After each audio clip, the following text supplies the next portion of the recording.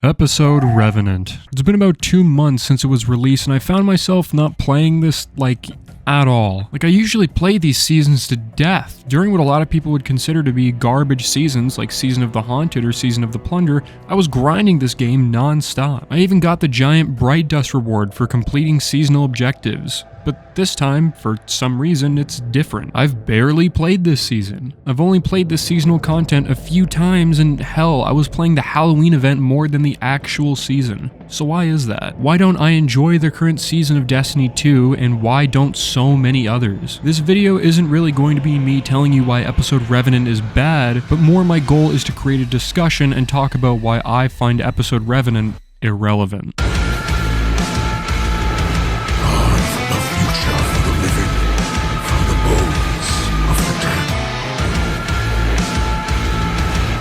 So let's start with the gameplay.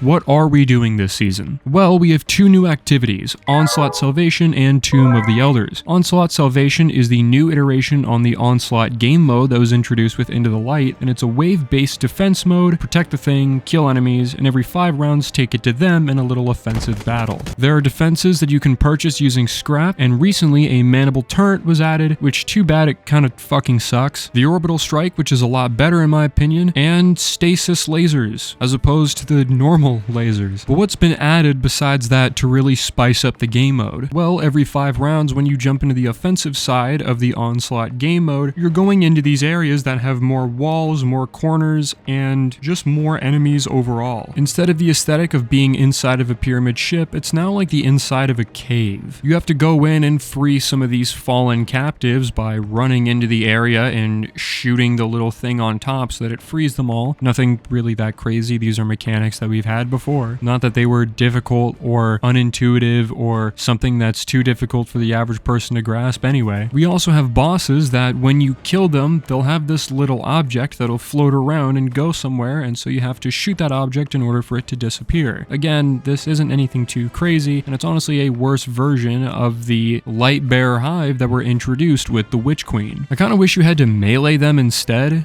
because this is supposed to be giving the whole vampire idea, the whole vampire vibe. And I feel like having to actually run up to it or finish it or melee it would be a lot better. Kind of like how vampire hunters are supposed to be getting up close and personal with them so that they can shove the stake in their chest. But no, you can just sit back and shoot at it. Kind of fucking lame. Not only that, but I really wish the new Scorn had some sort of gameplay difference so we aren't just playing the same thing but with different maps and a new coat of paint. It's also not helpful that we still have the original Onslaught in the game with arguably better loot, but that's for a little bit. I like that the Scorn look evil looking, but why couldn't have we tried something a bit different with the Scorn?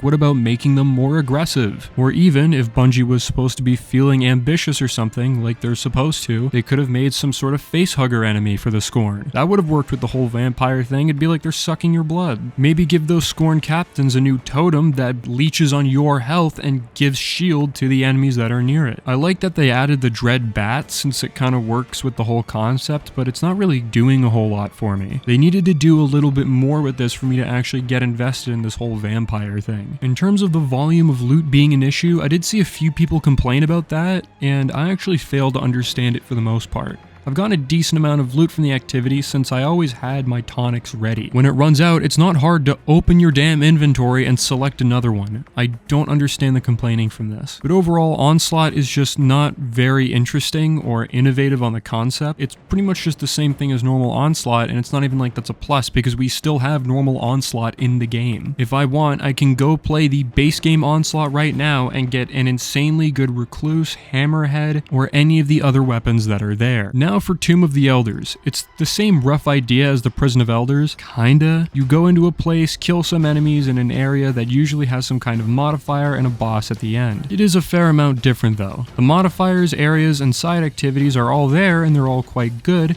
and I do overall enjoy them, even though they can be a little bit too simple. The random modifiers will add some variety to the game, although I think it would be more fun if we also got some perks and modifiers that we could choose the further we go in. For example, if anyone has played the Destiny Rising Trials of the Nine game mode, you'll understand that there are cool modifiers that you can add to the game. One that really stuck out in my mind was the modifier where you get an increased boost in your abilities, 6 times as fast recharge for your abilities, 6 6 times as much damage at the cost of not being able to use your weapons. That is a modifier I find really interesting and would really like in a mode like Tomb of the Elders. There are also occasional times where instead of fighting in an arena, there's an objective to complete in between arenas. Kill a powerful enemy, stand in motes of light, shit like that. They're nice to have as an in-between objective, and I honestly find it's a nice break from the typical flow.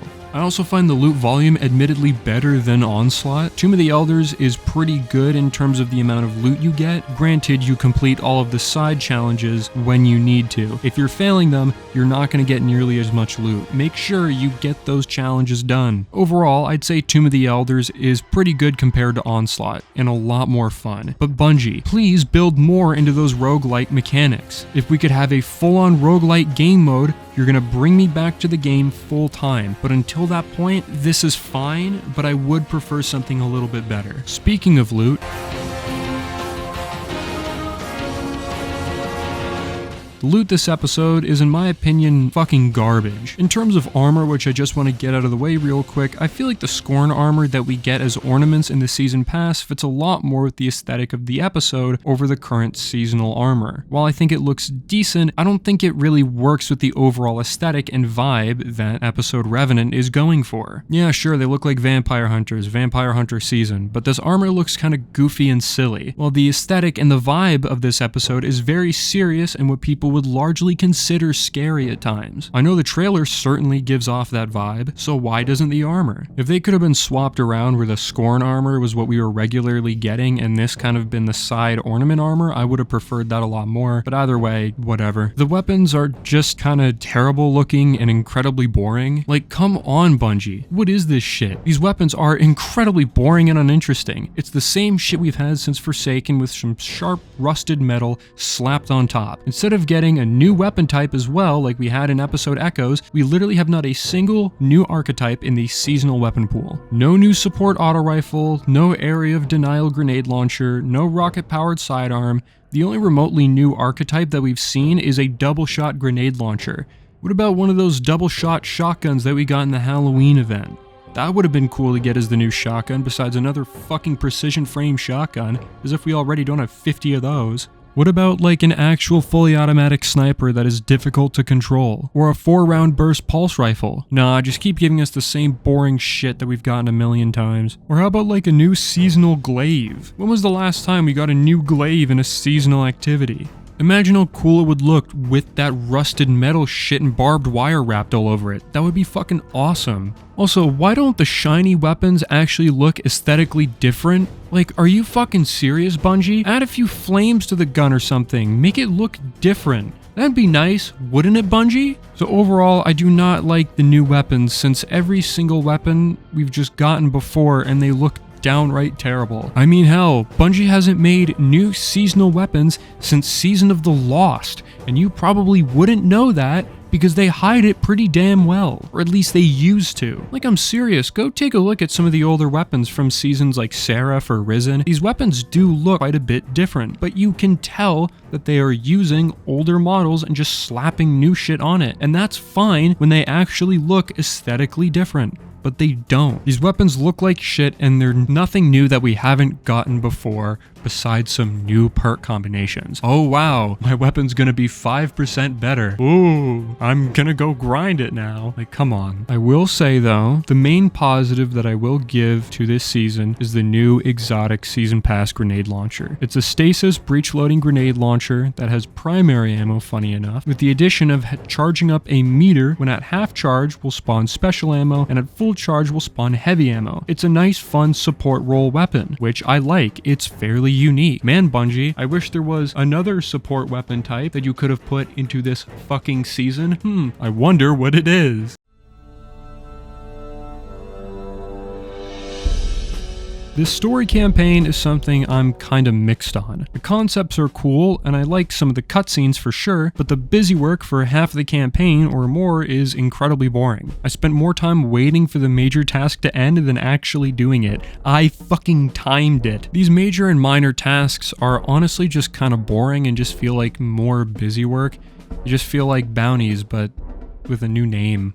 Also, this minor objective was pretty fucking annoying. It literally tells you to find something near the entrance of the Clovis Bray facility. This is inside of the Clovis Bray facility, guys. What the fuck? And this tiny little object, you expect me to notice this tiny little fucking object? Are you kidding me? Are you kidding me? I was supposed to notice that? If the little marker wasn't over top of it, I would have not noticed that was the thing I needed to pick up. I'm also just really sick of Aramis. Like, can this bitch just die already? It's stupid that we didn't kill her back in Beyond Light. It's even more stupid that we've let her live this whole time. I just hope that she gets killed off at the end of the season or something. I've never really liked her character, and I just want her gone. I also wish that we could have had more structured missions, some longer ones even. I don't mind doing some shit in between missions, like some side quests and stuff like that. As much as I say I don't like the bounty stuff, it's fine. It's some downtime to think about the story. And there is a little bit of that here and there. We do get some of these short missions, like having to go look for Skolas, or having to go confront Fickrell with Crow. These little missions aren't too bad, but the problem is I just found them excruciatingly easy and far too short. And I'm not the only one who has this sentiment of wanting stronger, more structured missions. And I also know a lot of people, like Dado, bring up that that is the exact same campaign structure as we got for the Curse of Osiris campaign. But I think what a lot of people forget is Curse of Osiris was shit because literally nothing happened and the story was garbage, not the structure. The campaign was doing the same repetitive shit over and over again of running through this copy-paste area where we learned absolutely nothing about Osiris, and it just devolved into another Freak of the Week story of kill that guy. And that was it. That is what a lot of people didn't like, including what I said in my own video about Curse of Osiris, which you can watch, first link in the top of the description. I would like to see Bungie attempt a Curse of Osiris style campaign again. Just take those clearly better writers that we currently have and slap them on that. Even the attempt alone would be appreciated. Something I do like though is a lot of these seasonal stories, and this one in particular, where it's not this whole thing like, if we don't kill the bad guy, the world is gonna explode. Instead, it's just, if Fickrell isn't stopped, the Fallen as a people could possibly become all undead, and eventually they'll all become extinct. That doesn't really affect humanity. In fact, humanity would probably benefit from the Fallen being gone, but it does affect a group that we do care about,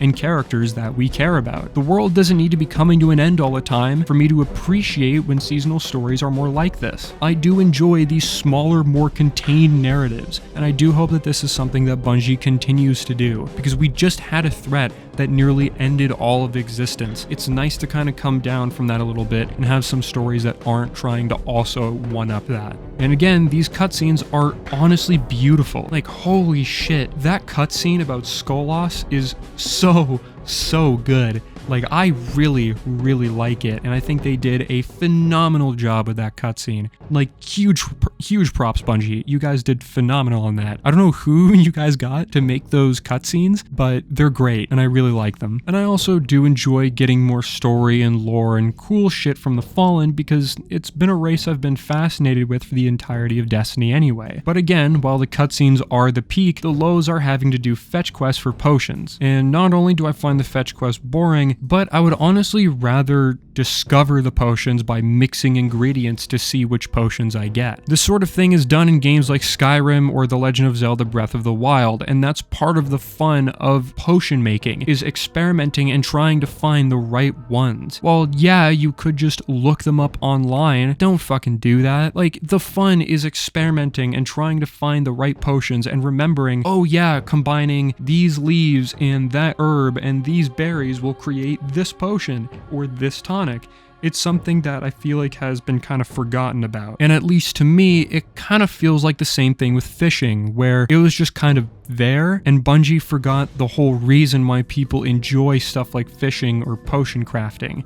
It's not just because it's there, because, oh, we can fish. It's everything revolving around fishing, everything revolving around potion crafting. And we don't really get that here, and it just comes off as pretty underwhelming. Something that's also a side note, but I kind of wish that this episode would have allowed for the return of certain content that was vaulted specifically from the Forsaken era of the game. Maybe bring back the Forsaken campaign, bring back the Tangled Shore, return some of the strikes from the Tangled Shore, the PvP maps from the Tangled Shore. It really would have made a lot of sense since this story is about Fickrell, it's about Crow, and I'm sure that some people would like a recap on that story. And don't try and act like the little recap thing that they give you in Destiny and the little Destiny recap thing and the timeline reflection thing. That's not good enough. We need that campaign back. We need to go through everything and understand where did the scorn come from, even though the game doesn't really tell us. Why Fickrell is such a bad guy. What's the connection between Fickrell and Crow? All this stuff is stuff that people should be able to learn just by playing the game,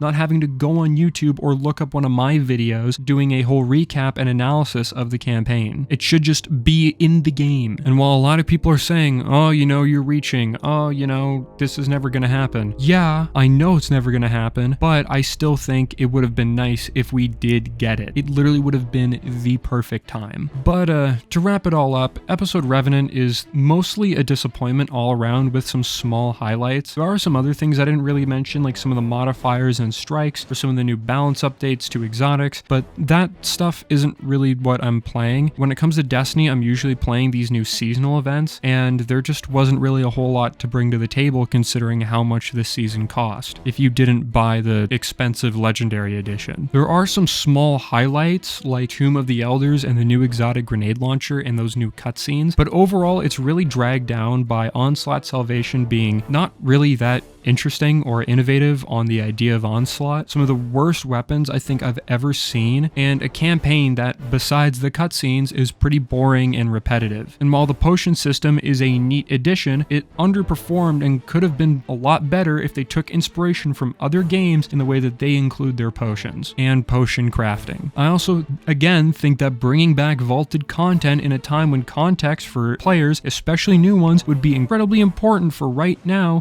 just is overall fairly disappointing. While I'm hopeful for episode Heresy, my expectations have been severely lowered by what we've been getting over the past couple seasons or episodes. That's my thoughts. I hope you enjoyed it. Let me know what you think in the comments. I know that people are definitely not going to agree with me on a lot of things, and I want to read what you have to say. I love reading it. Literally, that's what I do after every video. One of my favorite things about making videos is I get to look in the comments and I get to read what you guys have to say about the dumb shit that I spew out of my mouth. I want to give a special thanks to the members CoalThrall72 and TheGodPharaohsRaven. Your support means a lot, especially when content is becoming harder due to school and work, both clashing for time, to work on stuff like YouTube. It really does mean a lot. If you would like to support me as well and become a member, you can click the join button after subscribing. It's cheap and you get access to a decent amount of content for what it's worth. Thank you all so much for watching, and I hope you all have a good one.